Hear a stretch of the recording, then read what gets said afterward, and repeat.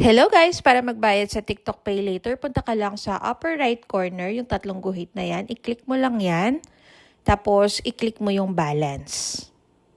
Tapos, dito sa baba, makikita mo yung Pay Later. Click mo lang yan.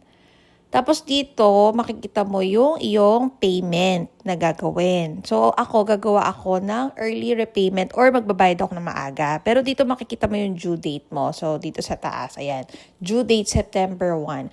Amount. So, ngayon, itatype mo yung eksaktong amount na babayaran mo.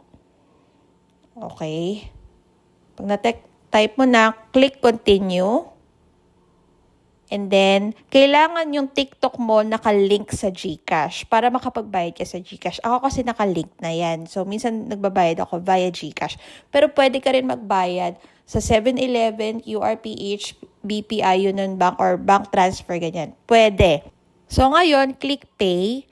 Yung GCash po, may handling fee lang siya na 1.29 pesos. Malit lang naman. So, ayan, nakabayad na tayo. Bumawas na rin dito sa GCash natin. Magte-text, ayan. So, bumawas na ng 130 pesos. Ngayon, kapag nag-back ka, titingnan mo yung balance mo. Ayan, wala na. Okay na. Nakabayad ka na. For more informative videos, please subscribe to my channel. Thank you for watching.